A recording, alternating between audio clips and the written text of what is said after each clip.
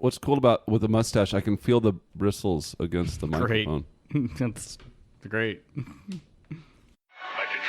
must be stopped, no matter the cost.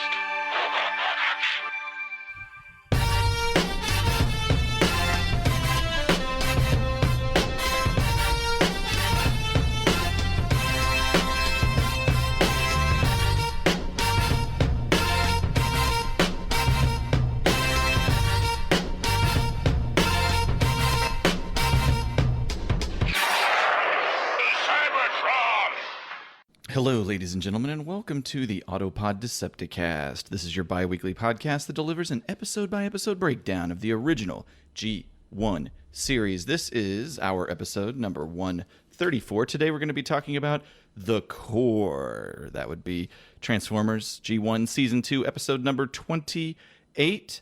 And I'm your host, Aaron, and the other day I was thinking about a spooky situation my co-hosts and I found each other in about 30 years ago. You see, my husband, Caleb, and I, we were planning a restful staycation in our New England home when out of nowhere, on a trip back from town, we swerved to avoid a cute little canine and we drove our car into a river. I get it.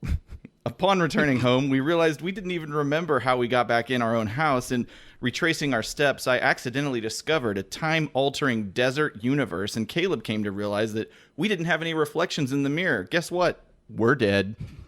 Meanwhile, our piece of shit friend Jane sold her house to a pretentious artist and her real estate developer husband and their perfect goth daughter, and with the help of the interior designer / amateur medium Otho, these fucks started to transform our house, Caleb's and mine that is, into a fucking hackneyed art installation. What to do? We followed the instructions of the handbook for the recently deceased to link up with our caseworker, who informed us that if we want these interlopers out, we've got to scare them out. Well, we tried to create some ghastly haunting scenarios, but they all failed. The family couldn't even see Caleb and me. The one good thing that came out of it was the discovery that Lydia, the daughter, actually could see us, and we became fast friends and even came to see her as a sort of daughter to us. But despite our budding friendship, we wanted this family out, and despite our caseworker's advice, we contacted freelance bioexorcist Ryan Jett to help us. And I gotta say, Ryan's disgusting, perverted, and sexist mannerisms turned us off right away. So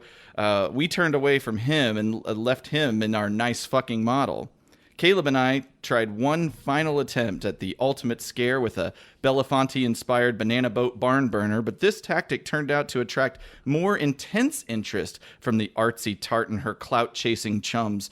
Eventually, that freakish fuck Otho got his hand on our Hitchhiker's Guide to the Graveyard and used it to try and summon us for internet likes and retweets, and it worked. But also, he accidentally incanted an exorcism, so Caleb and I started to deteriorate before the eyes of the horrified house guests. Of course, darling Lydia, who I forgot to mention is 17 years old, wanted to do whatever she could to save us. She summoned Ryan to help us out. He agreed to help, but only if Lydia, who is 17 years old, agreed to marry him.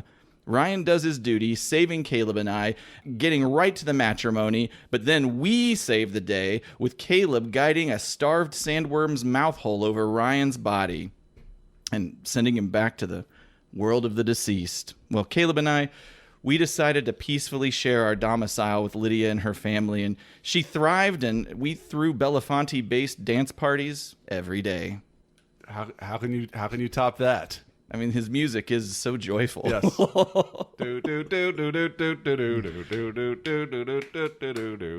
Beetlegeist. I like how in all of these there is a perfect character for Ryan. I was gonna do the nice fucking model line, but then you threw it in there.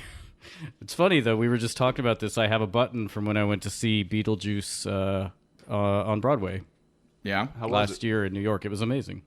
Cool. Yeah, it was a lot of fun. And I got a $60 drink. What kind of was it? Like a gin? I think it was 30. I think I got two of them. It was just gin on the rocks. How did they? It's where they get you. Yeah. How did they interpret the scene of that dinner, the Deo scene? It's Banana boat? it follows the movie pretty close, except that like Beetlejuice basically breaks the fourth wall constantly. So a lot of it's talking to the audience. Makes sense. It's great. It really works out well. I don't specifically remember how much different it was, but they made little changes. I don't have any examples for you just off the top of my head, but it I was. wouldn't want you to infringe on their copyright and get us Go sued. watch it if it's still playing. Okay, I'm sure it is. Oh, Strange and unusual. Right, yeah. I'm sure that Broadway is alive and well right now during the pandemic. That's right. You must have seen that right before everything went down. When It did was you guys last go to New York? October. Okay, never mind. It was right after we went to TFCon DC that we flew, Wes and I flew to New York. You guys need to provide an update. Friend of the show, Skeeter, gifted us with access to CBS. Yep. So that you guys could watch Picard. Yep. Because you didn't have access to CBS. What is it called? CBS? Access. okay. All access or something like that. All right. CBS After Dark, it's called. Oh, wow. It's that kind of Star Trek series. How was it? I liked it very much. Yeah, I enjoyed it a great deal. I didn't finish it in time to do that episode with Caleb on, what was it, Unfunny Nerd Tangent that did it? But yeah, I hadn't finished the series yet. But yeah, I enjoyed it. And then I started watching Discovery, which I like as well. But, you know. Picard's been greenlit for a second, at least another season. I'm really curious what they're going to do with that, because this season it had good closure. Wasn't really. I don't like how they wrapped up the final episode. It seemed rushed and hurried, but it was. I liked it. Yeah, I had to adjust my expectations for watching it because it's not really Star Trek like you know it. Yeah, it's not a classic Star Trek style. I'm not going to try not to ruin it, but the scene with Data and Picard on that final episode was probably the strongest part of that whole series. Is it Brent Spiner? Yep. Did a fantastic job, and Data's character was well written on this. It was pretty badass. I also really enjoyed Jerry Ryan's characterization of 7 of 9, the way she's kind of grown as a character. I liked that a lot. And Hugh was in it. Yeah. Yeah, that was good. I liked that very much. These are mild spoilers. Now give me one thing you didn't like about it. I did not like, at the very end, there are certain sequences that I consider slapped together and super rushed. But if I look at it in a context of a normal Star Trek episode, it fits. It's just that I think they could have paced that particular story arc a little better. More slowly? Let it breathe? Yeah, perhaps. Or yeah.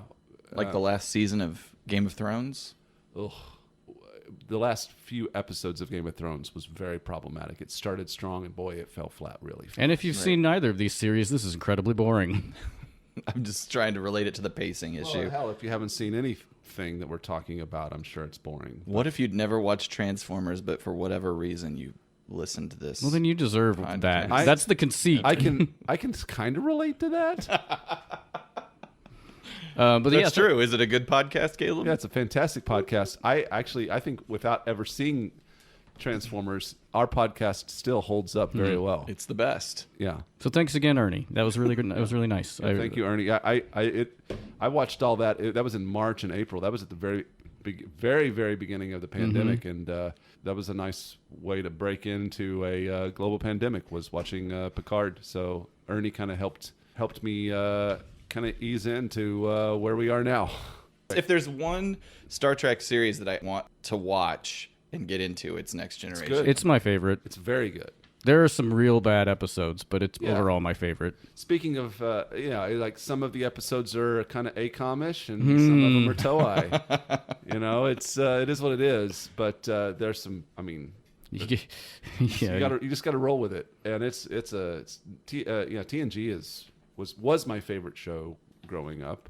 I think people have time right now to watch it. They should. It's great.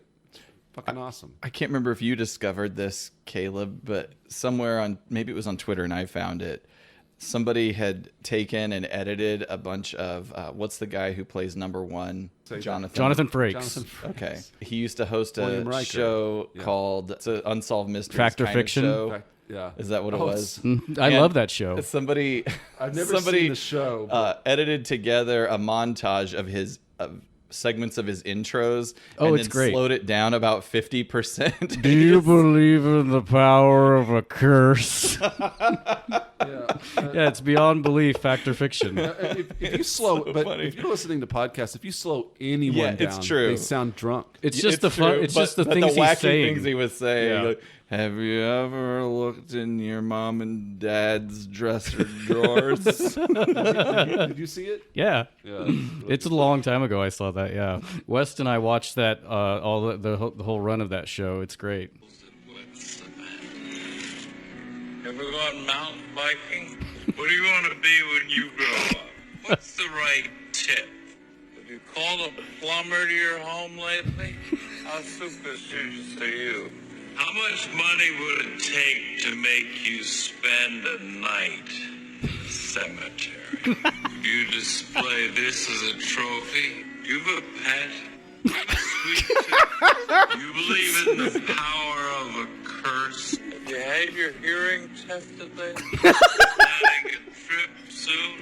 Can you remember the tallest man you've ever seen? You love to go a-wandering beneath the clear blue sky. Have you noticed what big stars real estate agents have become?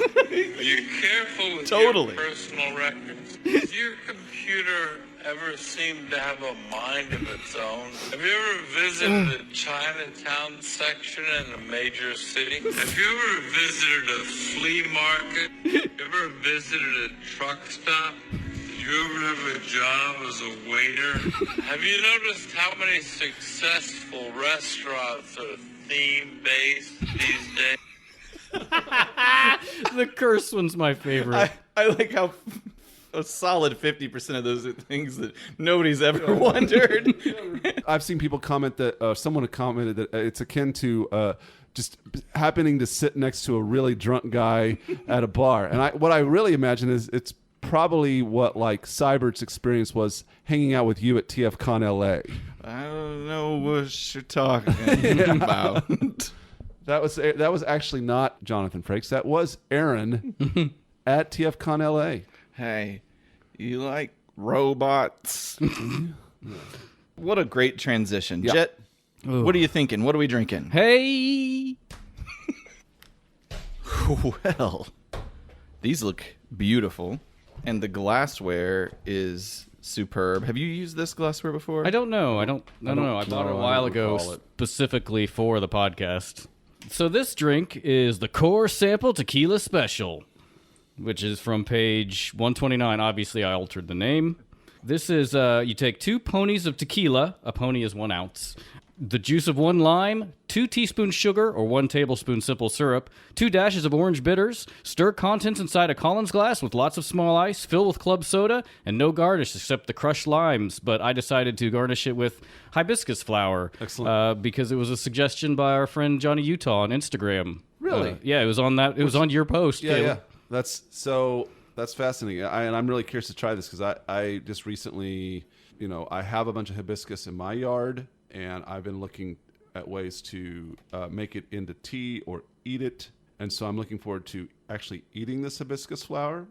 Well, you've gotten into foraging lately. Yeah, you're kind of a man of the earth right now. I have, and we will not to shut that down right now, but we're going to discuss that a little bit more in the next episode. Oh, excellent. Where we Save have Insecticons eating trees. Save it, Cup. So, Okay.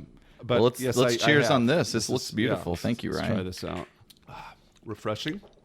Yeah, I thought It's a winner. it's not too hot. Like right now, it's been super hot lately, and now this is old man corner, and now it's going to be cool for the next week. But when I planned these out, it was going to be like refreshing summer drinks. It's fine. It's August 2nd. It's unseasonably cool this week. I'll take it.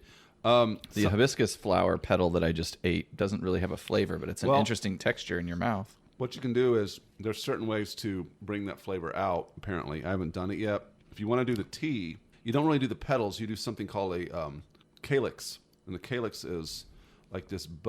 There's a hard bud part after the petals fall off, and you take that and you can dry it, and then you keep it on hand and you steep it. I've had commercial hibiscus tea, but never done my own.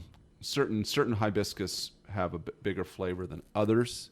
What I want to do with the petals is I've heard that you can make a really good recipe, a vegan, and it's popular in Mexico actually. They take hibiscus flowers and they boil them down, and it makes a meat substitute for tacos. Hibiscus tacos. And I've heard that some people have said it's like the best taco they've ever had. That sounds like so many hibiscus. Yeah, it takes a lot. It takes a lot, but I have a lot right now. I have a lot of Rose of Sharon. Yeah. And then I'm thinking about maybe picking those and trying to do that. It's kind of I've for a while I've been into this 18th century cooking channel on YouTube, Townsend's and Son, and like they do a lot. I'm fast. The whole foraging thing is really interesting to me. I like to watch a lot of survival stuff of like how to do, Stone Age building a hut or building a fire oven or like stuff like that. I don't know. I just find it interesting the way things were done prior. Mostly hard is the way. But I've made 18th century chicken wings and fried chicken and that mushroom sauce. Yeah. The mushroom ketchup. Yep. Yeah.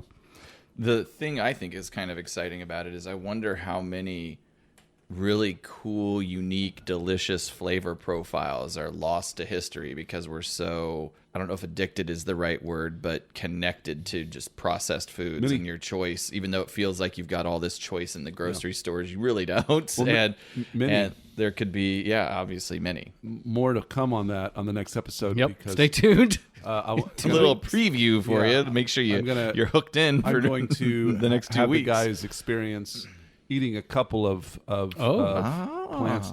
We're gonna trip balls. So anyway, it'll be pretty interesting. Sweet. I'm learning a lot. I'm finding it. The foraging thing is. I'm not hardcore, but I'm dabbling in it, and it's fascinating. Sweet. Awesome. I'm into it.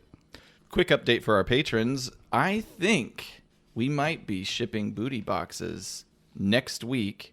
And since this podcast comes out in 3 weeks as we're recording, then you probably already have your booty boxes. The listeners are going, nope, didn't show up yet. International listeners may be problematic, People are but like, I'll believe it when I see it. So if you qualified for the booty box and you don't have it, be on the lookout for it. If you do have it, I hope you like it. Or in addition, we welcome new patrons. Of course. And if you would like, now that we actually have the booty boxes ready, please contribute, join our Patreon subscribers, get a booty box. Get some shit.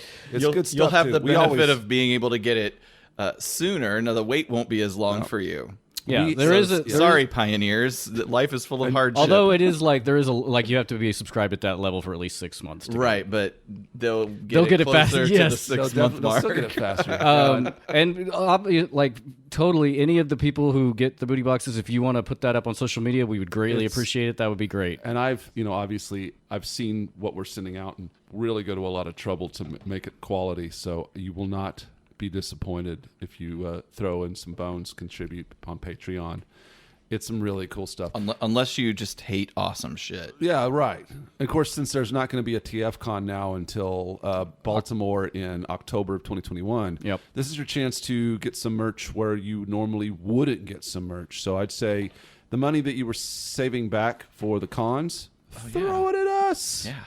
We'll give you some good stuff. Caleb, you're full of good ideas. I am. We have a shout out on iTunes. Cool. Is it me? No, because it wouldn't be on iTunes. That's right. That's true. I don't know how to use anything. It's actually a re-review. Friend of the show, Combatimus217, had headlined the review with the statement, this is the previous review that they gave us, Ryan Jett must be stopped. Oh, yeah, I remember that. And Combatimus has come back with the refreshed iTunes review. Ryan Jett, please stop, Ryan Jett.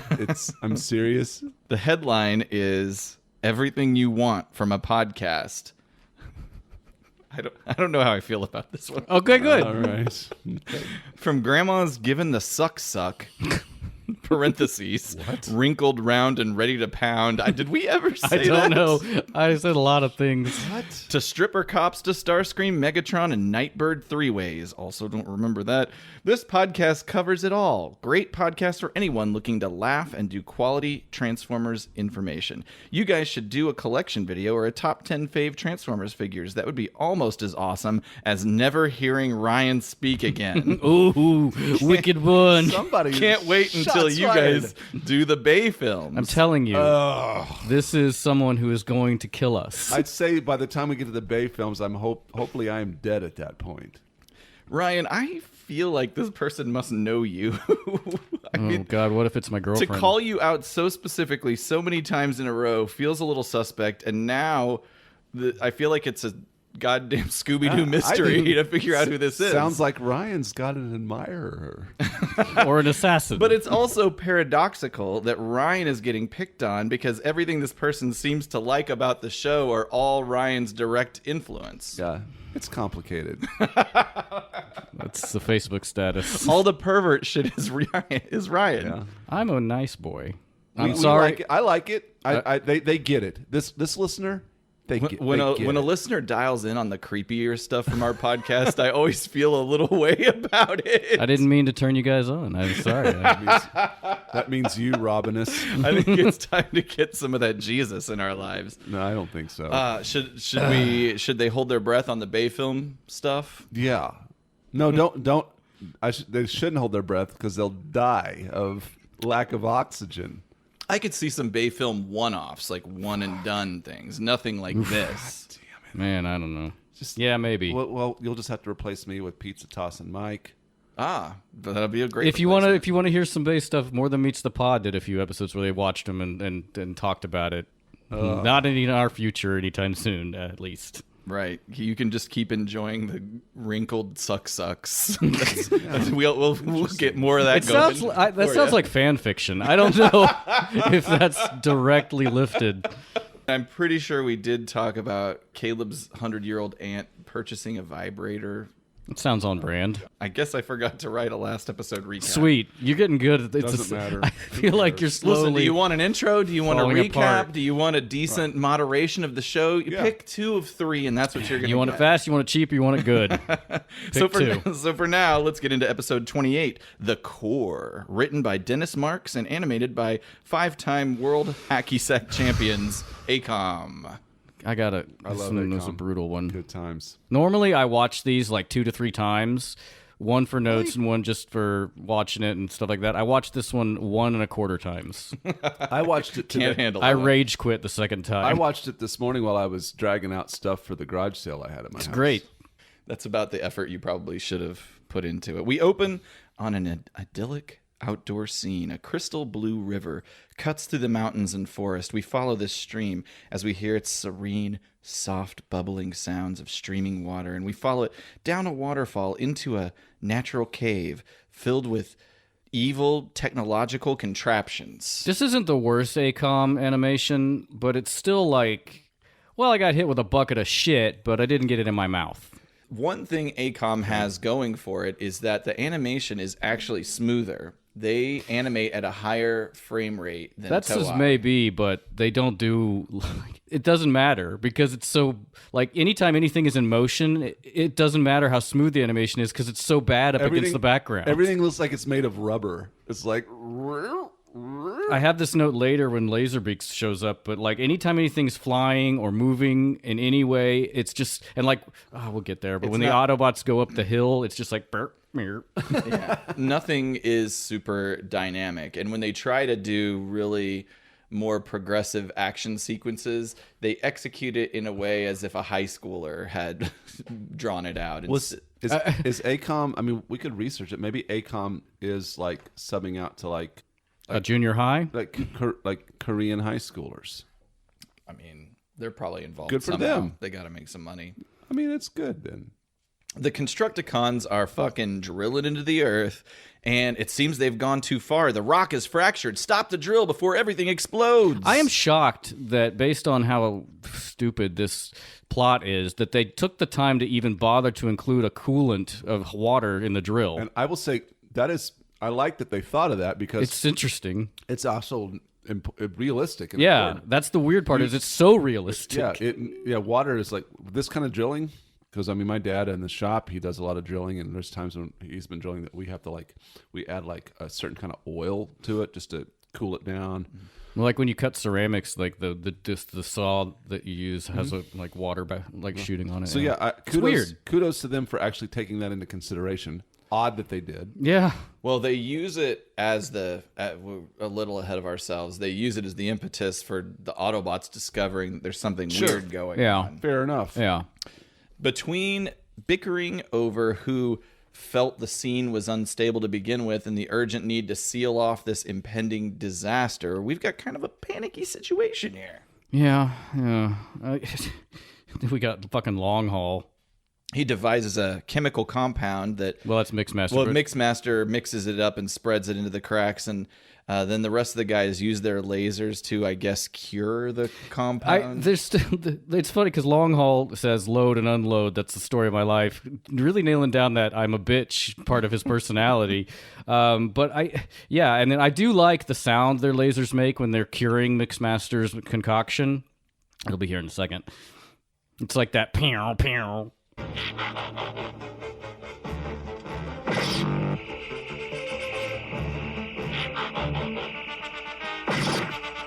And I don't understand. The Constructicons and Megatron both say they could have been blown to oblivion, but like how though? Like fracturing rock isn't explosive. Oh, okay. But there's a lot of things here that are fucking whack. I mean, the drill bit alone. Well, we'll get to it. I keep getting ahead of us, but like, there's no way this could fracture the Earth. Like, that's just stupid. No way that they could drill to the center of the Earth. Well, yeah, and that's another thing I have in my notes later. This drill would be 4,000 miles in the sky. Mm-hmm. Right. Well, there's what you do when you do deep drilling. You have to continue to add segments as you drill down. Like it's not just you're not going to just have a single piece. As it drills and you add a new piece and it goes down, you add a new piece and it goes down. I have some fun things about 4,000 miles tall. Good. Too bad it's irrelevant based on the information that Caleb just gave. Still, that's a lie. I got something that's 4,000 miles long. Wow. It's the length of the Amazon River. It's twice as long as the Oregon Trail. It's 4.5 quadrillion times Danny DeVito's height. Should we start measuring things in DeVitos? How many DeVitos are you, Ryan? I don't know, 1.5. He's short. He's under 5 feet. Yeah, I think he's 4 foot something. Where were we?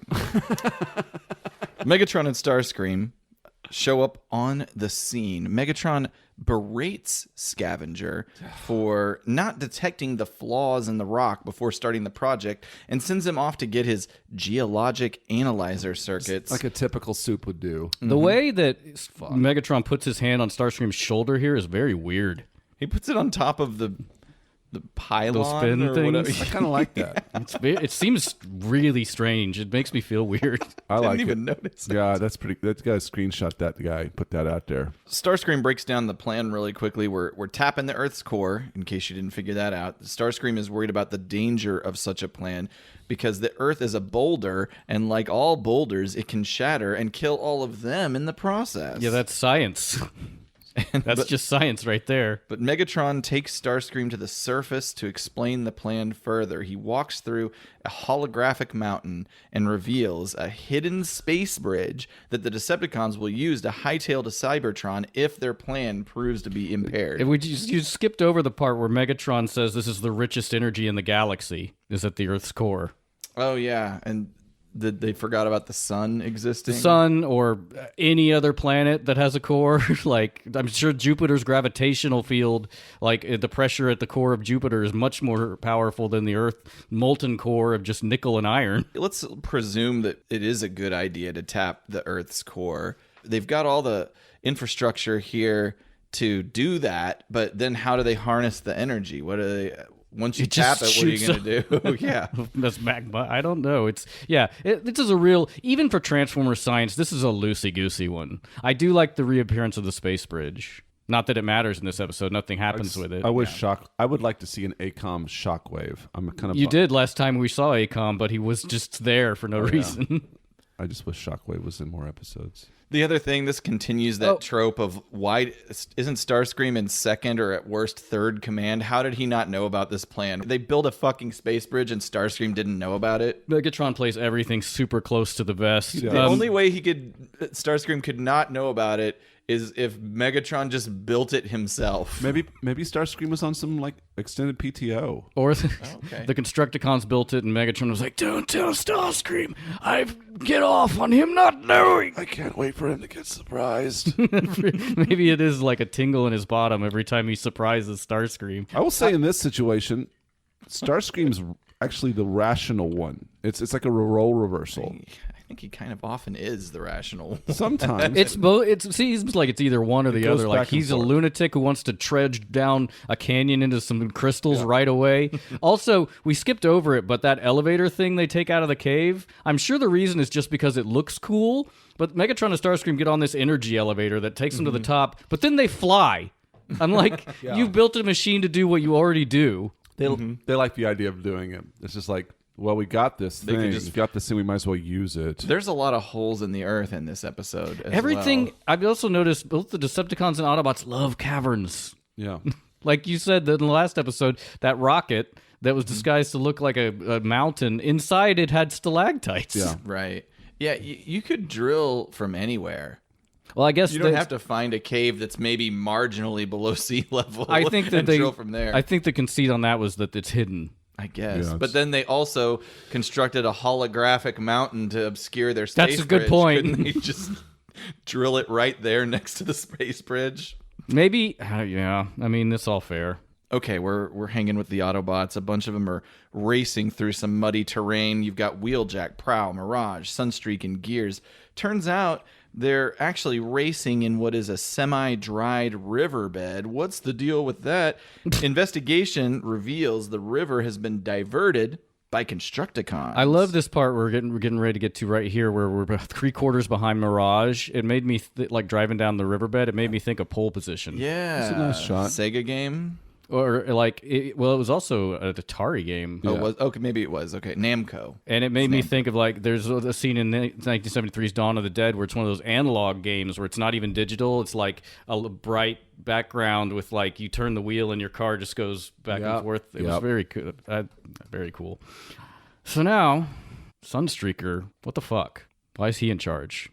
It is a weird group of people, and it does feel their roles do feel off, but they see the Constructicons on the other side of the river, and we see standing at the edge of the waterfall, Mixmaster has fixed Scavenger's geologic circuits, and they return to base, and our Auto Bros are gonna follow. It's just so weird. Yeah, Sunstreaker says, okay, Autobots, move out, and I'm like, nobody would ever put him in charge of it. It just seems off. Like, Jazz is there and Prowl is there.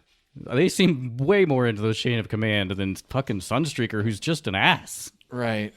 Yeah. I don't know. It really stuck out to me. I didn't even notice it, but you're completely correct. There's no precedence for Sunstreaker taking any sort of proactive stance. Oh, God. Also, the colors on Prowl, AKOM is known for bad coloration, but they color Prowl like Blue Streak. He's basically Blue he's Streak. all gray, essentially. Mm-hmm.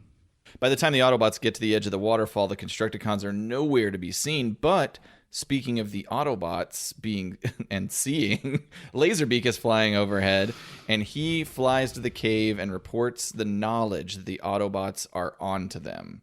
Complete with TIE Fighter sound effects. Megatron is furious. The Autobots must be offed before they can squeal on the scheme to the surface and transform and merge into Devastator. It's real weird. It was a weird call it's and very response weird thing. how they celebrate it. Constructicons, transform and merge into Devastator! They know what's up. Yeah. I love Devastator, but again, I've said this before. It seems like all the episodes that he centers on are done by AKOM, and there's only 3 AKOM episodes in season 2. Yeah. At least this is the last one. God. Is this the last AKOM? This is the last time AKOM is involved in with season 2. Oh, Yeah, so you'll get plenty they're all of AKOM over action in season 3. yeah, but that's like 3 years away, right? I'd have it on the spreadsheet, and we will end season 2 January of 2022. Good God, so much will happen between now and then. Wow. Yeah. That feels a long way off. It is more than a year away by a wide margin. It's like 18 months. I'm trying to decide. There's probably a 10% chance one of us will be dead by the time. God, we I get hope. there. Do we continue this podcast if Ryan dies? No. Okay, yeah, you're right. That seems like a. Why would I? It seems like I'm a pretty good excuse to quit. I'm looking for any excuse to quit. We'll continue if Caleb dies. Oh, for sure. Yeah. Yeah, Unfortunately, We'll just bring that's in why I some. hope he dies. You'll bring in Cybert. I know what's going to happen. No, he's too knowledgeable. It'll just be a rotation of. Well, if Ryan dies, we get Earnie. That's right. That's true. What about if Aaron dies? We're definitely not continuing because neither of us want the responsibility. Well, good to know that I'm the irreplaceable one here. Oh God, Devastator! Yeah, he knocks all the Autobots around. This part, He somehow manages to sneak behind that the doesn't Autobot make squad. any sense. He tosses a giant round boulder sort of near them, which causes most of them to be knocked off the cliff. Wait. I just realized that your slight about Cybert being too knowledgeable would imply that I am not knowledgeable. Yeah, that's the joke. Touche. We just bring in somebody off the street. Now sunk into my head. All right, fuck it. Go ahead. It's true. All these Autobots are knocked off the cliff, falling hundreds of feet to what you'd think would be their doom, but just to the ground, which is confusing also because there's water down there, and they make a big deal out of them being knocked off the summit of the waterfall, and there's no real danger. It is also, I mean, this is the next episode, but the same thing happens into water that Yes. seems to be fatal. Yes, and I don't know what the fuck is up with all the waterfalls. Well, right here we've paused it at like 6:20, where Mirage is hanging onto a branch halfway down the cliff. You can really see the quality of AKOM's like lines in this, and the complete lack of using a ruler. I think really they don't. Well, I don't think anybody uses a ruler. That'd be hard to animate. I don't know, but there's some key things here. Like I'm looking like. Fuck. Yeah, their quality is pretty piss poor. It's also the coloring. Like we remember on the last episode with Devastator, the subway car that looked like it was colored by colored pencil. All the boulders here, this branch he's holding onto looks like it's done with colored pencil. Yeah. I feel like they're using models that are all a little bit off. I actually don't hate their coloration. Their colors seem to be more saturated in a way.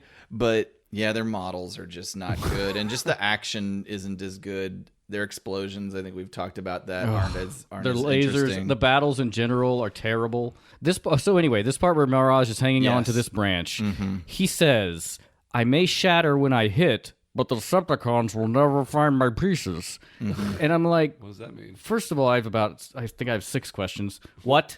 Who cares if they did? Your invisibility power still works if you're dead? Like, how does that work? Without power? It also totally blows my very generous theory of why he doesn't use invisibility all the time, which is that it's a huge power drain. Right. Well, and this would be the time for him to use it, though. If it seems he has any chance of surviving the fall. And I should provide a little context. So he's hanging onto a branch, kind of that cliche falling off a waterfall, hanging onto a branch that was sticking off the side situation. That's a strong branch. And this branch doesn't look particularly strong, but it's holding onto him. It eventually gives way, and we presume he goes invisible on the way down. Could we assume that this isn't really a branch? Like, considering he's like a huge robot, it'd be like he's hanging onto a whole tree. Yeah. Okay. Again, there's a little lake down there, and none of the robots seem to actually fall into that lake. They all fall on dry land. Fuck. Devastator, still at the top of the cliff, he jumps down to join the Autobots that are down there, and the battle continues at the base of the waterfall. The Autobots, again, unhurt from their fall, fire on Devastator, seemingly no effect. He fires back, I-beam style, knocking him back into the rock walls. Fucking him up. You know, I thought that whenever Devastator first uses I-beams, I was like, that seems weird, but he does it all the time, man. I guess I just don't remember it. It's the industrial thing. You know, like they build shit. I-beams. He's going to grab an I-beam. He's gonna grab... Well done. Homonyms. Yeah. He also calls in this, like, the ongoing series of Earthling analog things. He calls the Autobots mechano ants. I hate it. He should call them. He should call them Autobugs. I'm gonna squish you like the Autobugs that you are. Man, you should write for this. It's too late. We're going back to the drill site. The Constructicons are hard at work penetrating the Earth's fertile womb. Hey, take me out to dinner first. Starscream steps over the cliff and yells some shit. Now he's all in on this plan. And that model of Starscream is very original model sheet looking. Like, it does not look contemporary at all. It looks like the coloring books. Yes, it does. Mirage, we're going to go outside. Mirage, who you will recall turned invisible while hanging by a branch, is still alive. He has snuck inside the facility. He has got to get to headquarters and tell them about this plan, or the Earth is toast. We go back outside. You got Jazzy, Sunny, Grumpy, and Brutality are all still outside fighting Devastator. I don't know why this fight isn't over yet, but most of all, I don't know how a fully formed Devastator is still outside. Well, half his components are in here working. There are extra Constructicons show up all the time. We do have a cool bit here. Mirage throws a tow cable to, oh god, the shit. First of all, we have the shittiest version of Jazz's light and sound show that I ever did see. There's no cool music. No, there's no music. There's blobs of light and what seem to be radio waves, but no sound. Yeah, it's like burr, burr, burr, burr, burr. I don't hate it. I fucking think it looks I just wish there was terrible. some It's cool not music. as good as the other interpretations. Yes, that cool music would have been good. Yeah. I have a quick aside because I forgot to mention earlier about Mixmaster. Yeah. The terminology of Mixmaster in G1, do you think that it predates the hip-hop term Mixmaster? Or is it, or did they take the term Mixmaster from the hip-hop stuff that was going on at the time? I think it definitely does not predate it, and I think it's unrelated. So, Ryan, there's a genre of music called hip-hop. I'm saying I think hip-hop, the term came first. I don't think so. Oh, it was in the 70s. They were doing mixing. Yeah, but a mixed master, just because hip hop was around in the 70s doesn't mean all the terms were. Yeah, I don't know invented. when the actual term Mixmaster originated. I don't either. I'm getting most of that information from an episode of Drunk History about the history of scratching. Yeah. There is the DJ Mixmaster Mike, who was a DJ for the Beastie In the Boys. 90s.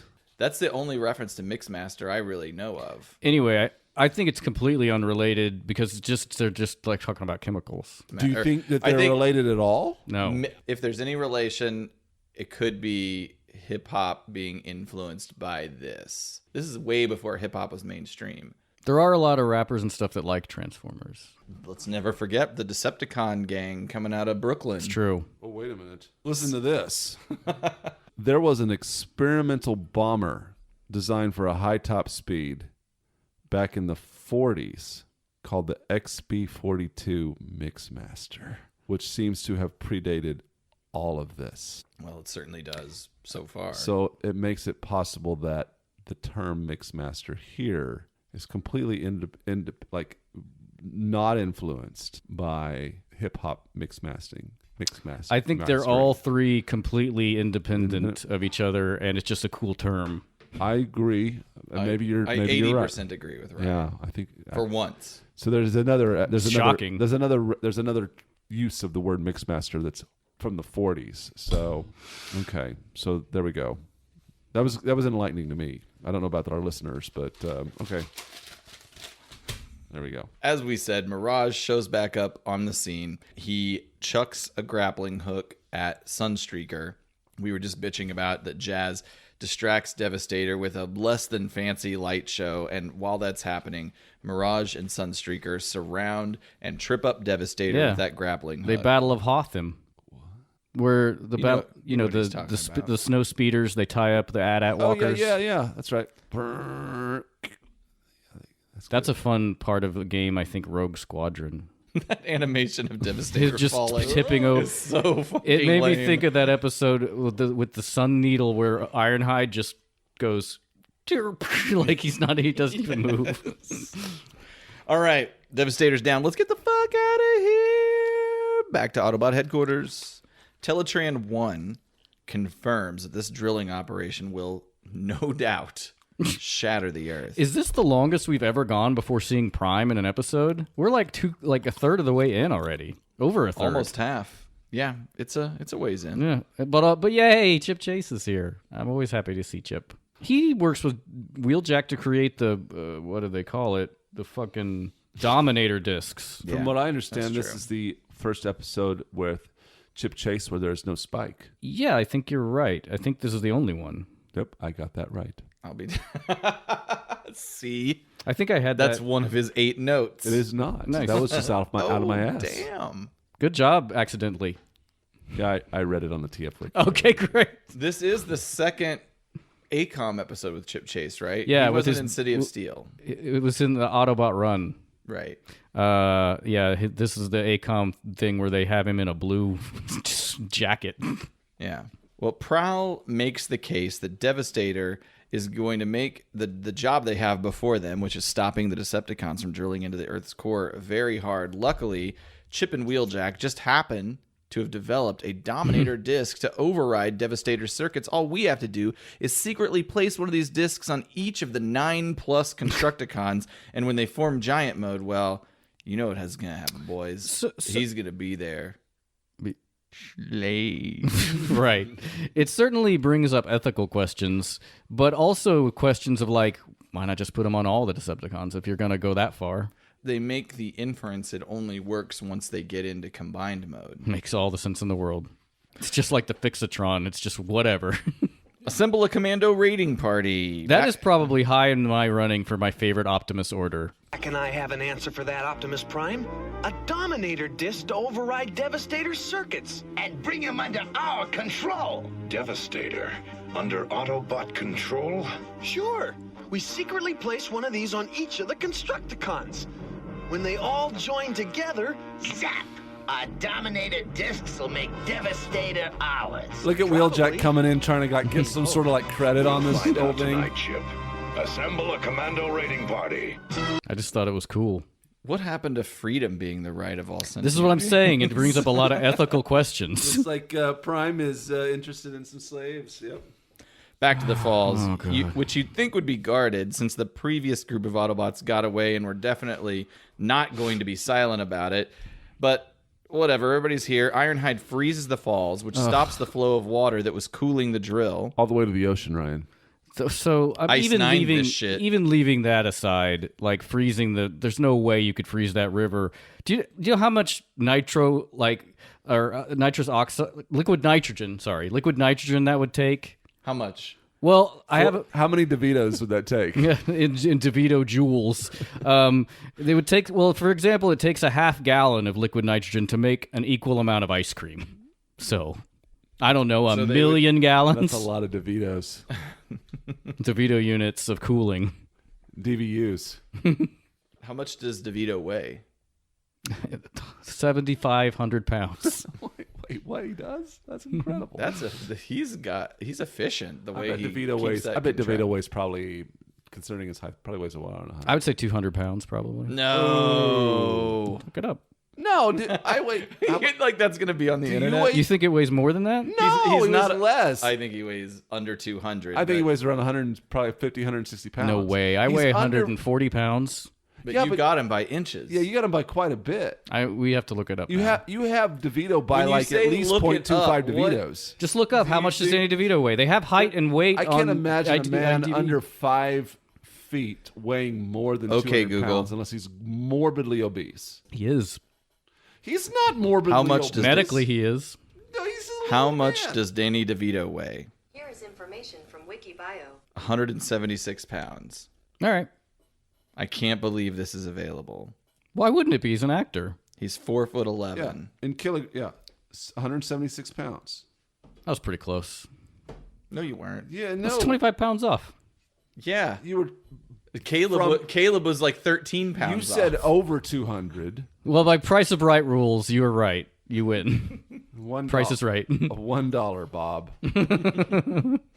All right, so yeah. First time right. I've ever been wrong. But you got to do something to make this jacked up this drill jacked up. And yeah, And we don't know the certainly it's getting technology. We don't know that he's not dealing in liquid nitrogen. He's dealing in Cybertronian technology. So Pretty sure they call it liquid nitrogen in another episode. I mean, it's not a deal breaker. It's just ridiculous. I get it. So the impossible way of preventing the drill from functioning is preventing the impossible drill from functioning. Yeah, it's just here's the thing. Here's the whole conceit that you don't seem to care about that I care about is you're already like in science fiction and in fantasy you have big conceits. The big conceit here is there are alien robots that are millions of years old. So every time you build another conceit that's impossible on top of it, you reach a tipping point where, like in the interview with Flint Dilley said, it's like, oh god, a Voltranic Galaxeter, where it's just like, okay, now we've reached a point where I can no longer suspend my disbelief. Well, so Even if you're an 8-year-old kid. That's your personal tipping point.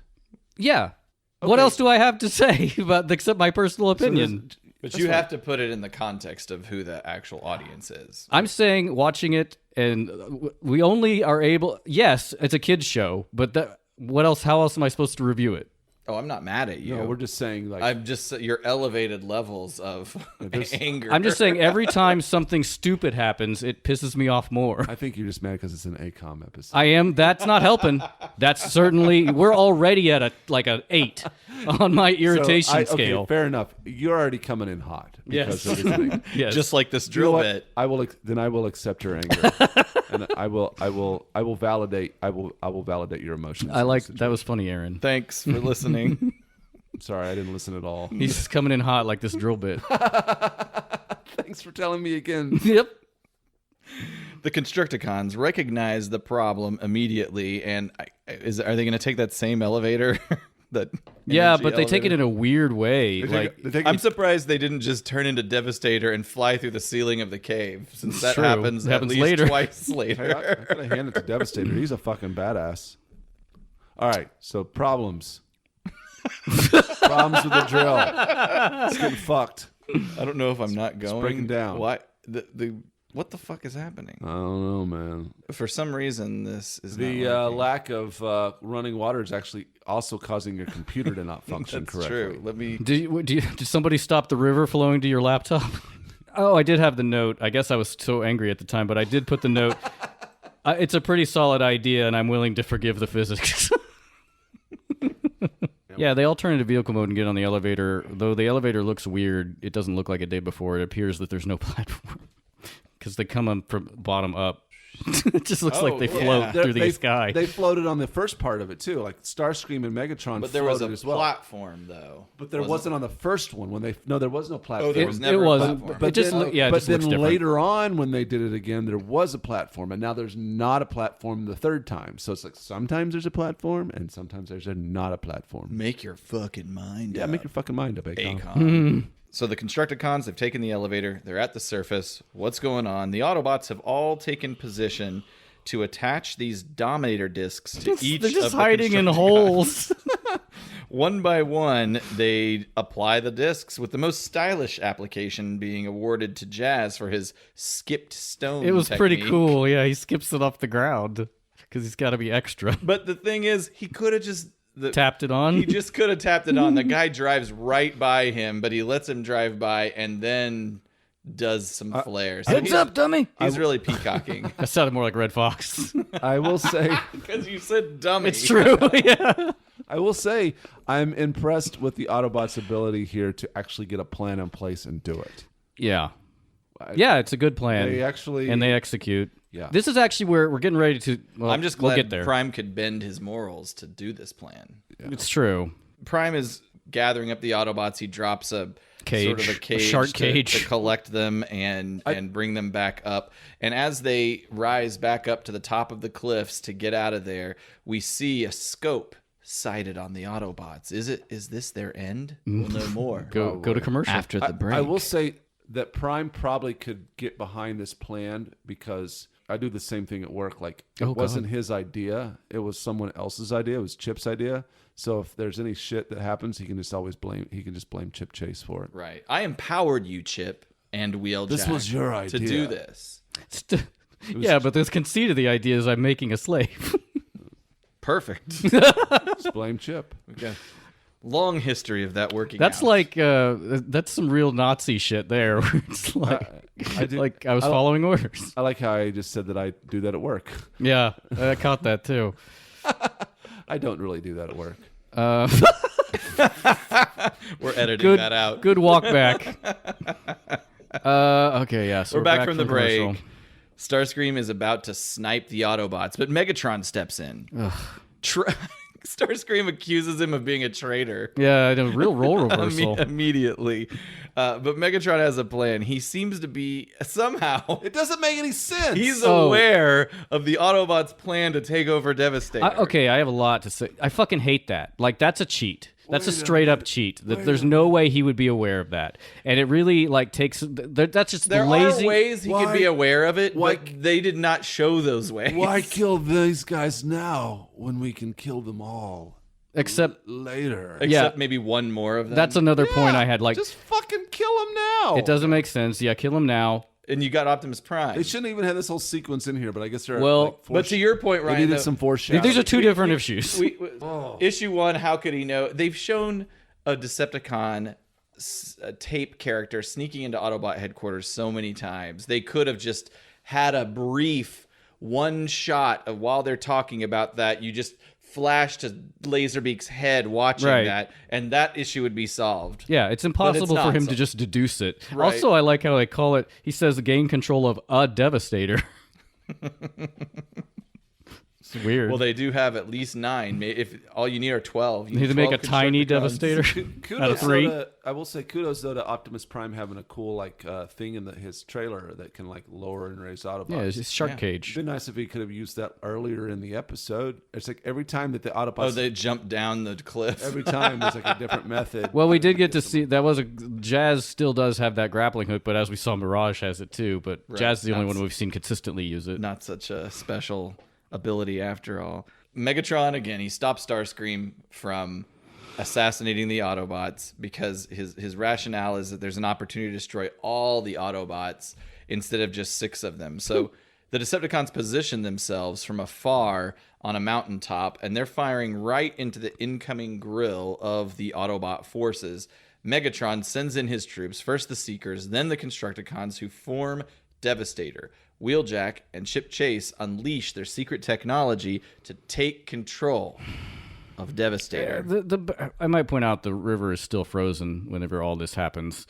And God, just this battle, it's so bad. The lasers are bad. The smoke is bad. Everybody's movements are terrible. It just, look at that. It's not worth it to have a smoother frame rate if you don't do anything with it. It's not a benefit. So AKOM should not even just deal with. They just should still have shit. It's just more shitty drawings.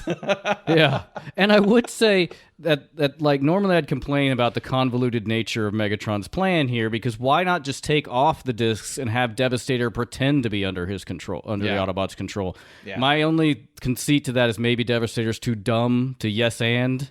You start to feel for the Constructicons. I didn't. Really? Nah. I did at the end. They're just being pushed and pulled between these two manipulative forces. And then at the end, I feel like there is an emotional moment where they're basically sacrificing themselves. But yeah, I didn't care. I was so checked out by that point. Devastator turns his attention to the Decepticons. He starts smashing the Seekers, firing on the retreating foes. Megatron and his cronies take refuge in a cave, which Devastator fires on, creating a cave-in, thus imprisoning the Decepticons. It's barely worth mentioning, but the changeable size of Devastator in this is pretty ridiculous. Yeah. I hate how silly the animation is when he's slapping the Seekers away where they just tumble. Just cartwheeling away in the sky. Ooh-wee. So the Decepticons are sealed in there. Now the falls are working again, but that's an animation error. Some Autobots want to just finish off the Decepticons right now, but Prime's like, nah, we're good. The Decepticons, they can't do anything. Let's go home and take a break, which is what they do. God. Also, okay, so here we're back with Megatron and Starscream is his name. I like him. I like how he's sitting there. He does. He looks like he's pouting. He looks definitely in timeout. He's been put in the corner. So Megatron says, I've stored enough water to cool the drill for the final push to the Earth's core. So what the fuck did you even come out of the cave for? Where was that water earlier? Like, once it froze, just use that water. Right. I think Megatron is probably actually an Autobot. Oh, that'd be a cool twist. Like Like a double agent. like when Captain America turns out to be a Hydra agent for 40 fucking years. Really? That fucking happened in the comics? Yeah, it happened. I mean, Captain America's been a bunch of different people, but like he's mostly Steve Rogers, but I don't think right now he is. I think Steve is dead right now. That's far but I'm out. not sure. I haven't kept up with like, Captain America. Don't at me. Okay, interesting. Go ahead. Megatron is updating Starscream on the scheme. Look, we're just letting the Autobots think they have control over Devastator. I mean, they do have control, but I have a remote that will allow me to regain control. Why didn't I tell you about my plan? Because you're a real Nicolas Cage, Starscream. You had the goods, but you haven't delivered since leaving Las Vegas. Wow. Mom and Dad was pretty good. Also, I like Crazy Nick Cage. I do too. Why didn't you tell me? I wanted you to believe the battle was real. You're such a rotten actor, you couldn't fool a Sartonian Simpleton. I want to know what a Sartonian... I wrote down Sartonian Simpleton? It seems like a slur. Oh! he says, Megatron says, I'll turn a Devastator back under our control when they least expect it. Here's an idea. In the base. Yeah. Sure. They're in the Autobot base right now. Seems to me that Megatron is a Sartonian Simpleton Yeah. for not thinking of that in the first place. Yeah, he could have killed all 7 Autobots right there. Why kill 6 when you can kill 7? After Megatron says that they still have enough water, I looked down at this episode's time and I was like, 8 fucking minutes are left. And I just meant I had to get up and walk around for a while. Let's push through this then. We can do this. As we referred to, Megatron has enough water to continue to cool the drill for the final thrust. And if shit goes bad, remember, we got the space bridge. The drill is going deeper. The Earth cracks all around it. We go back to Autobot headquarters. It's a weird scene. It is very strange to see the Constructicons. Hook is helping repair the Autobots. And even though they're under Autobot control, they still have the ability to sass. Yeah. It's so weird. It's like fixing jazz somehow. Yeah. There's no time to savor this moment as the cracks in the ground are happening all around them. And that's the indication that actually the Decepticons have succeeded in getting their fracking operation back up and running. This is a terrible episode. I can't. Yeah, man. I don't like AKOM either. I'm on board. I liked the ones that were wacky. Yeah. This one isn't wacky. It's not wacky enough for me to appreciate the animation for being shit. All right, go ahead. Let's get this over with. Let's power through to the end of this goddamn garbage. The Autobots plus Devastator are going back to the caves. Devastator opens it up with his I-beams. Just as they approach the drill for destruction, Megatron flips his switch and commands Devastator to destroy the Autobots instead. Devastator gets right at it. He ends up trapping Chip in a cavern. And at this point, we go to commercial. Are the Autobots finished? Back from commercial, Devastator closes in on the Autobots to finish the job. The drilling operation is starting to become unstable. There's more steaming cracks in the ground. The caverns are falling in. Wheeljack tries to This fucking doofus Wheeljack. Chip warns him. He does it. He tries to get Devastator back under control anyway, and he's like, "Oh, what you said was going to happen happened," and Devastator goes out of control. With all of the different forces trying to control Devastator, it's causing his brain circuits to scramble. He picks up Starscream, throws him into the drill controls, which overloads the controls. He continues attacking both Autobots and Decepticons. The Decepticons realize their plan is hosed. It's time to retreat to the space bridge, but Devastator gives chase, flying through the ceiling of the cavern and crashing through the space bridge. Anyway, this time the Decepticons do decide to fly through the portal to the ground level.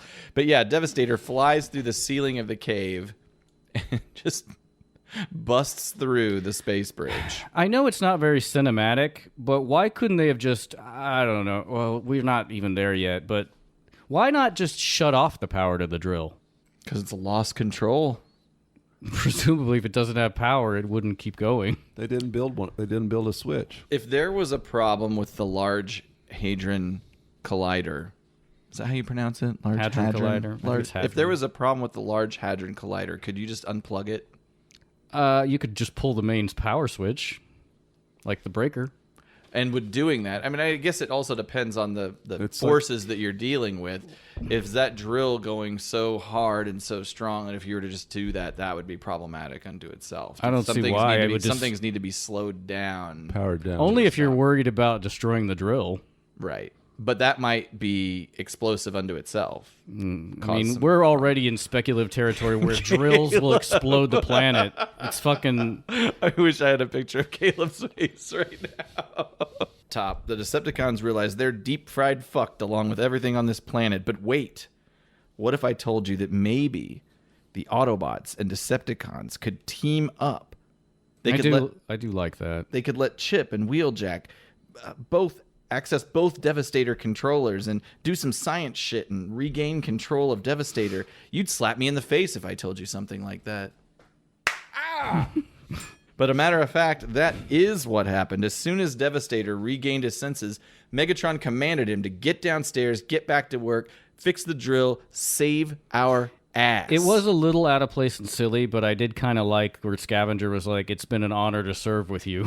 That's what we were talking about earlier. I feel like emotional. I liked that part. Yeah. I guess I forgot about it. Yeah, the Constructicons have what's basically a very tender go-team moment. Yeah. Look, guys, if we don't make it, it's been great being part of the team. Hey, we're not scrap iron yet, so don't get drippy. Now, let's transform! It made me think of the scene in Titanic with the musicians. All right, so... Anyway, Devastator flies into the drill, stop the drill. Why you couldn't just smash it at the top, I don't know. Why you have to go all the way down there doesn't make sense. Well, he sure does, though. He goes down there and fucking deals with it. Yeah, with 1 second left. 1 second. He got down there quick. He did. 4,000 miles. Yeah. How many DeVitos? 4.5 quadrillion. Yeah. It's very self-sacrificial. It is kind of a tender moment. So Devastator jumps down in the hole to try again. I don't know why you wouldn't just smash the drill. Yep. Seems like that would do the same thing, but they dive down towards the center of the Earth, get underneath the drill, and stop it from penetrating the core. Yeah. 1 single second. 1 second before it was to happen. Devastator saves the day, stops the drill, emerges from the core, blindly believing. But while all that was happening, I guess the Decepticons decided the plan wasn't going to work, and they took off. Where are you going? Yeah, I mean, unless it's out of Earth's atmosphere. Yeah. Fucking idiots. Devastator emerges from the core. He blindly believes that Megatron simply withdrew to fight another day. Mm-hmm. But so Devastator just takes off, crashing through the cave ceiling again. He does not like doors. And Chip is sad because he thought maybe there was a chance that the Constructicons could join the Autobots. Can you play that thing where Prime the last line Prime says to Chip? What's the matter, Chip? I guess I was hoping Devastator might join the Autobots for good, but that's probably just a dumb old dream. Hang on to your dreams, Chip. The future is built on dreams. Hang on. That line, "The future's built on dreams," were Peter Cullen's words of encouragement to a young fan of Optimus in real life who was dying of a terminal illness. Holy shit. And every time he tells that story, he gets choked up. Yeah. So that's amazing. And you're right, Caleb. I had that note down here. Fun fact, it's the only episode of the original series which features Chip without Spike. Cool. That was a very, for Office fans out there, Dwight Schrute moment that Devastator just had. They said, Megatron's off saving his own hide. And he goes, wrong! Wrong! He withdrew to fight Autobots another day. You haven't heard the last of Megatron. Ryan, I'm sure there's a lot wrong with this entire sequence. Do you have any details on that? What do you mean? The sequence of saving the Earth. Well, yeah, I think we covered it. The heat of the core, he'd probably melt before he even got close. All of that. The drill wouldn't destroy the core. We covered that. Would Devastator melt before getting close? The drill, would it impale him? I kind of even let that go because presuming Devastator and the drill are made out of a heretofore unknown heretofore unknown metal that is... Children watch this. Stop it! God damn it. Well, that's the end of the episode. Fucking thank God. Yeah. All right. We're here. Bye, guys. See ya. Nice seeing you. Wait. Oh, there's more. That's right. This episode was written by Dennis Marks. The first episode we've come across for him. American writer, actor, and magician. Ooh. He wrote 2 Transformers episodes. This and the Golden Lagoon. I love the Golden Lagoon. That should be an award. But he wrote on many other animated series, including Spider-Man and His Amazing Friends, Incredible Hulk, Flintstone Kids, Ninja Turtles, Tom and Jerry Kids, Batman the Animated Series. His career goes back to the early 60s, where he wrote for Jackie Gleason variety shows and 39 episodes of the Beatles animated television series, which was a show about the Beatles on Saturday mornings from 1965 It'd be weird to if it was about the 1969. Monkees. Yeah. Each episode had the name of a Beatles song, and the story was based on the lyrics of that song, and it was the first weekly television series to feature animated versions of real living people. And he's dead, January 2006. 73 of pancreatic cancer. Wow. I have a bunch about him in school. Deviations. There are just some minor deviations, but like Aaron has alluded to with the writer, there's a far more fascinating story with the writer of this episode, Dennis Marks. So, way back in 1982, Knickerbocker Toys created a toy line called Mysterians, inspired by a small keychain that transformed into a train and a robot. The company executive on a trip to Japan found this, and this may be the earliest attempt to bring transforming robots to the United States. Knickerbocker wanted to do a comic pack-in with the toy and approached Marvel editor-in-chief Jim Shooter, who I'm sure everybody knows was the editor-in-chief of Marvel and basically the man in charge of Transformers comic, along with Bob Budiansky. So the writer of this episode, Dennis Marks, was also involved in this project with Knickerbocker and had a huge contempt for the comics industry in general, and Jim Shooter in particular completely rewrote the premises for the book that Jim Shooter had laid out, with heavy focus on kid-supporting characters and a goofy dog, which is gross. This is all moot because the same day Mysterians was advertised, Knickerbocker was acquired by Hasbro, and the whole project was canceled. When Hasbro wanted to develop their own transforming robot franchise, Shooter revised this earlier concept. 4 figures from the Mysterians toy line, Jeep-R, Blaze-R, Truck-R, and Speed-R, became Brawn, Gears, Huffer, and Windcharger, respectively. And these were released by Takara in their Microchange toy line in 83, but that wasn't their point of origin. It was from this Knickerbocker Toys. The characters that become Gears, Brawn, and Huffer all have an M logo sculpted on their bodies. A lot of people presume this stood for Microchange, but it's a completely different style than the Microchange brand and much closer to the Mysterians M logo. Who was manufacturing those toys? I don't know for sure because it was the Toy Expo in Japan that Knickerbocker found those, so I don't have the name of the company that was producing them, unless it was just called Mysterians. I don't know. I don't have that information. It's complicated. Yeah, it's just interesting that this writer had big beef with Jim Shooter and hated the comics in general. No kidding. That's fun. He was an older knowledge. guy, so maybe he just like, funny books sounds Communist. Yeah, it sounds like Reds. In the real world. Okay, The Core aired October 29th, 1985. The American Top 40 this week was Stevie Wonder's Part-Time Lover, which we covered. So I picked a number 1 hit from the week ending April 13th, 1985, We Are the World. Oh, huge. By the one-off supergroup USA for Africa. Yeah, it was everywhere. You couldn't not get away from it.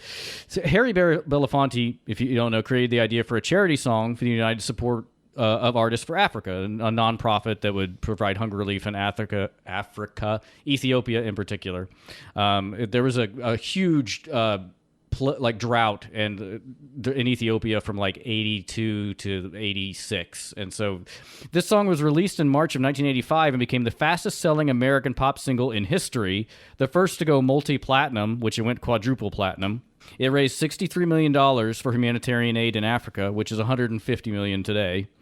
Eddie Murphy was asked to participate on the album, but declined as he was too busy recording everybody's favorite, Party All the Time. I love that song. I do like that song. I do too, but nobody knows it. Like, Yes, it's they not do. I feel like if you ask 20 people, 5 would know that song. That's pretty good. Rick James produced that. All right. So more than 45 of America's top musicians participated in the recording. Just a couple: Lionel Richie, Stevie Wonder, Paul Simon, Kenny Rogers, Billy Joel, Michael Jackson being the major one, because it was written by Michael Jackson and written by Lionel Richie and Michael Jackson. Yeah.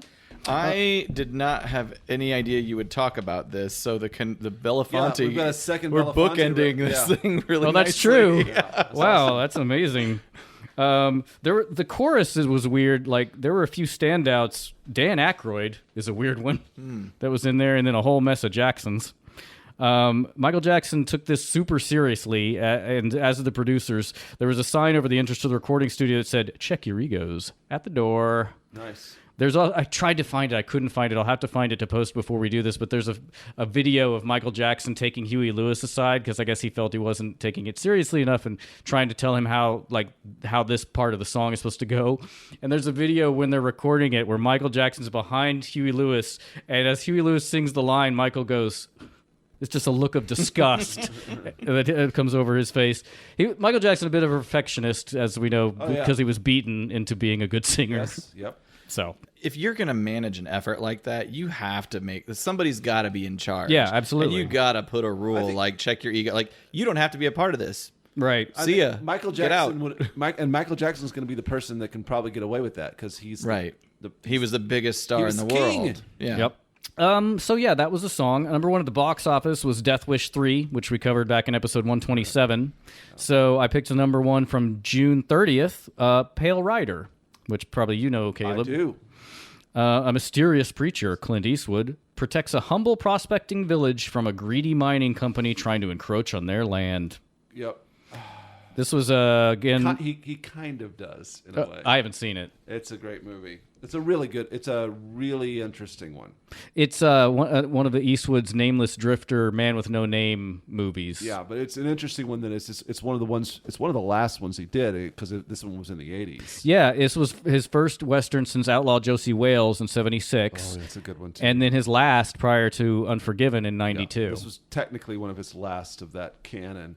It's a good. I didn't even know there was another movie to that canon outside of the three. The Dollars trilogy. Well, yeah, those stand alone as the spaghetti westerns. This isn't really a spaghetti western, but it's Unforgiven excluded. It has to do with that Pale Rider, and actually, let's figure out who he is later on in the movie. Do you? It says here it's not obvious, but there are hints that Eastwood character is a specter. He is. It's not even a hint. He's definitely a specter. There's some sort of character earlier on in the movie that is killed by some bad guys in town, and the town lets it happen because they're cowards.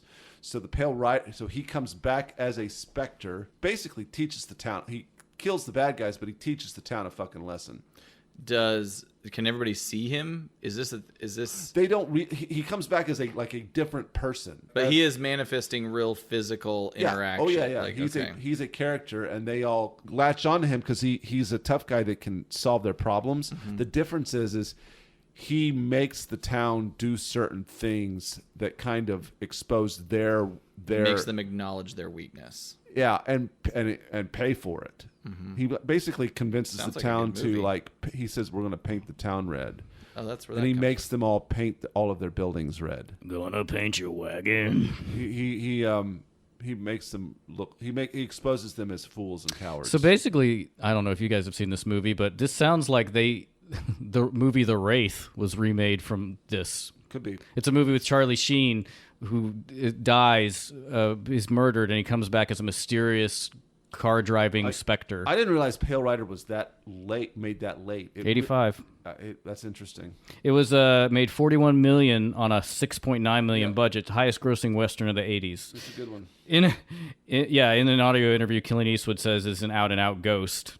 And obviously the title is a reference to the Book of Revelation. Fun facts from this week in history. I feel like some of these are becoming increasingly less fun and just tragic.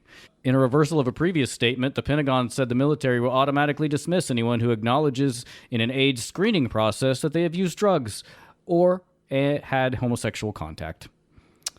It was reported in the New York Times that Americans are saving a smaller portion of their income than at any time during the 1950s. The savings rate plummeted to 2.9%, and then in September was even lower at 1.9%, which I feel like was just a real interesting look into the mid '80s about how everybody thought everybody was getting rich. Yeah, there are trend curves that are very stark in terms of American productivity and American wages. And right around, I want to say 73, 74, the gap between productivity and wages. Like, productivity still does great. We get more and more productive. We get more efficient. We get better. But wages just basically, they don't flatten, but they do not keep pace with productivity. Oh, yeah, absolutely. And it's still happening today. The gap between workers and the profits widen larger and larger. Rise up, Hamilton. You cannot invoke that fucking thing. God. Sorry to be such a bummer. Anyway, that was it. That was all. Down with capitalism. Fucking terrible. Scheme rate. Awful. I think I put, probably a 3, maybe a 2. Why wouldn't they have a laser drill?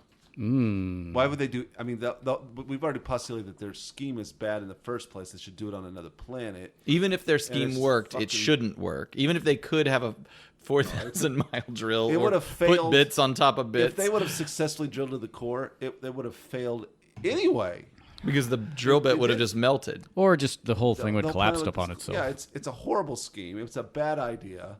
Starscream. They had no plan to actually succeed. They only had a plan to drill to the center of the Earth. Yes. What you do once you get there, I know. I will say the Autobot scheme was really good. That was the best Autobot, the most cohesive Autobot scheme I've. Yeah. So it was like a role reversal. Despite its questionable ethics. Sure. Well, that's what pissed me off so much is just the writing cheat of having a Megatron just know that what they're doing. And they didn't have to cheat it. They could have uncheated that. Take some of those extra frames that you use and put Laserbeak in the base. Or just have it like in the G.I. Joe movie, just someone off camera say, Laserbeak saw him. Yeah. He's in a coma. Yes. Terrible scheme. That's it. What about iconic moment? Oh, yeah, I didn't really have one for this, except just again, I always like seeing foes work together. I think the iconic moment that caught me off guard was when one of the Constructicons was getting all sentimental. I think it was Scavenger. Yeah. That actually was nice. It was nice. I've not seen anything I've not seen a Decepticon behave like that before, and probably won't see it again. The acting was good. There's some interesting things that happen with the Constructicons later on as well as characters. Like they have some pretty interesting stories.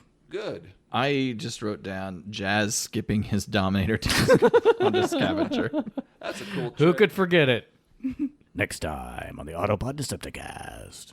We'll take a trip to Toei Town and watch the Insecticons fatten up and meet a couple groovy new characters. Hey, Daddy-O, take us out.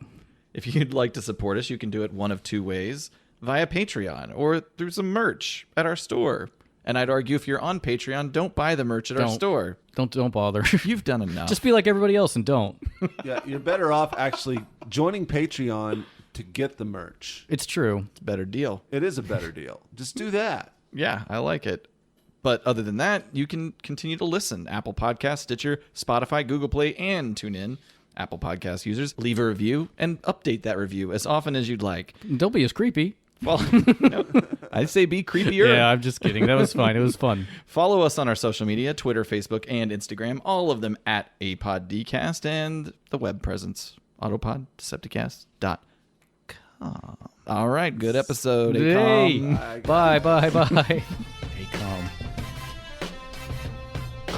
Never again. I had a panicky moment where I was like, did I hit the record button? Oh, Fuck. every time.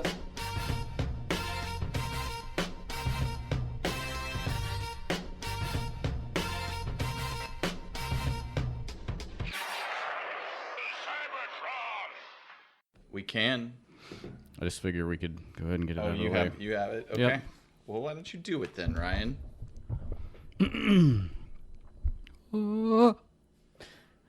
Transformers Reanimated, Issue 13, Food Court Fury. The Insecticons' never-ending thirst for Energon brings them to a local mall in Portland, Oregon. Will the evil Insecticons be able to extract the energy they desperately need from this hub of human commerce? Or will Bumblebee, a lone Autobot, be able to put an end to their terror? Find out in this all-new G1 adventure, Food Court Fury. Available now for free at TransformersReanimated.com. Cover art by Ryan Jett from the Autopod Decepticast. One take. Excellent job. They call me One Take Jet. That's what West calls you? Two Pump Jet. I like Two Jerk Jet better. I'd call him Two Jack Jeff. Jeff? Two Jack Jet. I like Jeff. Two Jack Jeff. Bro Cells is the sponsor of Autopod Decepticast. Yes, yes, yes, yes, yes, yes, yes, yes.